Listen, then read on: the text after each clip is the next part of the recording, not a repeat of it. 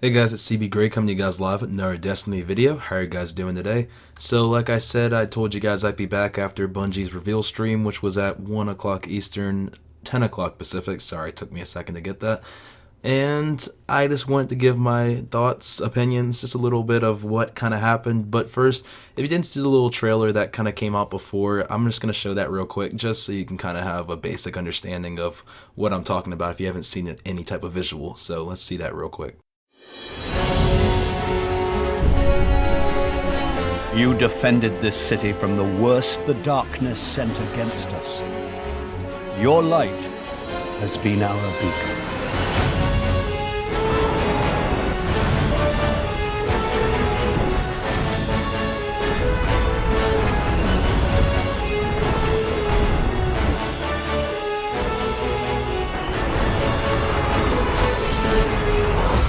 We thank you, Guardian, and we will never forget. Alright guys, so as you can see, some big things coming on to the horizon, basically. Daybreak strikes, some different daily routines as it said on the video, just a lot of different things that we're going to start talking about. But first I want to start off by saying I really thought that the live stream was underwhelming, to say the least. So it just didn't feel like they really needed a live stream to showcase what they really showcased. So they started off by showing the speaker and how he's going to have his own set of quests now, basically, that revolve around daily story missions, where basically all the story missions are going to be thrown into a playlist, similar to how strikes have been in the past. So now you're going to be able to do different daily story missions within a day, and I believe you can get all the way up to 100 legendary marks. They're doing that if people still collect those, I guess. So that's a plus, I guess. But so basically what you're going to get from doing these is rewards, and from those rewards you'll be able to get things that you could have gotten if you paid for the live events, such as Festival of the Cost, but also the Dawning, and just every other live event, SRL, so you could get different shaders, the different gear, all those different things, like the Taken set of gear, whatever you might have been reluctant to pay for, now you can get it through that. So that's decent, I guess, but it's not really anything new. It's just a new way, I guess, to get old stuff by doing an old thing. So really nothing's new, but it's kind of new. Alright, you get me. So yeah, so that was a big thing. So basically the speaker is having his own set of quests, so not really learning anything else about him, which kind of sucks. Hopefully we will in D2. But so that was the first part. Also, there was a part talking about how now Shaxx is going to have a second bounty, a second weekly bounty. Do people still do those? I guess if y'all still do your weekly Crucible bounties, definitely do that. It's another 6v6 one, so I'm assuming he'll probably have one for Control and one for Supremacy, or one for Clash and one for Control, or Clash and Supremacy. You guys get that. So, and that'll still lead to you getting your unknown rewards at the end of that. So basically an exotic or whatever else you might be looking for. So that was really what they started off talking about. Then they moved over kind of more just into, they kind of like scraped the bare minimum for the raids. All they basically talked about, obviously we know they're revamped already, but we know that there's going to be one weekly raid per week that's going to have all the challenges available. So basically, say we do Oryx. Oryx is going to have a War Priest challenge mode, a Golgoroth challenge mode, and an Oryx challenge mode, just all active at once. So that'll be pretty cool. And then to go with that, obviously, there'll be the other 4 raids for us to do at 390 light. Basically, Vault, Crota, Axis, Oryx, whatever, in the different orders. So that's going to be that with the raids, guys. Then they kind of just ran away from that. Didn't tell us anything about the weapons or gear or any of that. Moved on. And then lastly, they really talked about the Daybreak strikes.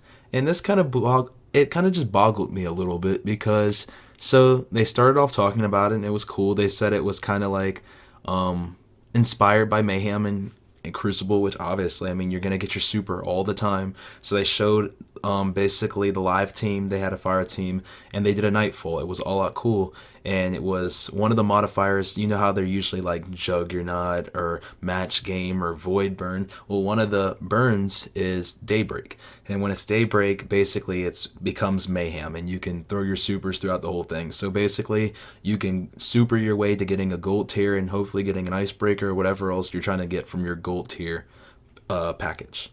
So that's interesting. It was kind of cool. Like, I thought it'd be a cool way to like have fun in the strikes, not really have them feel as grindy, just to be able to just throw hammers to the face or storm a million enemies. Like, it's cool. But then at the end they said that it's gonna be coming once a month or once every 4 weeks, so once a month. And I don't know if that's just for Nightfalls, or I don't know if that was for the weekly strikes as well. But if Daybreak is only once a month, I mean, besides I think in July they said there's going to be one time where it's a couple weeks back to back to back or something. But if the majority of the time, if it's just going to be once a month, that's kind of underwhelming to say that that's supposed to be one of the things they were pushing. I mean, it's in the trailer, so I'm assuming that's one of the things that is going to be promoting this event. Obviously, the Age of Triumph event is being powered mostly by this record book and the raids being revamped, but I was surprised that that was kind of all they really touched on. And then they also moved over to COE, Challenge of Elders, bringing that back up to 390, I believe. So that's going to be cool too. I want Skolas. Nobody's really talking about Skolas. Not really sure if they're including him or if he's just being left out. But Challenge of the Elders is moving up. So if somebody wants to let me know if Skolas is coming up, that would be great. But yeah, so that was really it, guys. It was an underwhelming live stream. It didn't really appeal to me that much. I thought that it could have been all of these live streams done in one. Like, I feel like they really shot their load in the first one. They told us about the raids, told us about the weapons, and they did say in this third stream that they are going to be talking more about the weapons and the gear and stuff from the raids. But I really think it could have been in one. I think that they're really milking this out. The views for the first stream were over 100,000. When I was watching in class today for this stream, it was only 40K. So already dropping the hype. I don't want them to lose the hype. I'm still really excited, but they really don't need these live streams to be like the way they're doing them. Right now, this is wrong because I wasn't feeling the hype on this one as much. But I could be wrong. Let me know what you guys thought. But I really think that all the live streams could have been done on one. But that's really what happened from the live stream, guys. I'll try to link in the description box below the live stream as soon as it's on YouTube. Usually Bungie will post them, but if not, you can definitely go see it on Bungie's Twitch page as well, which is just Bungie. That's their Twitch name. So with that, guys, I'm going to talk to you guys next Destiny video. Let me know in the comment box below, like I said, your opinions, thoughts, and comments on the live stream as well as the Age of Triumph and just everything that's coming. So with that, guys, I'll talk to you guys on the next Destiny video. Thanks. Love you guys.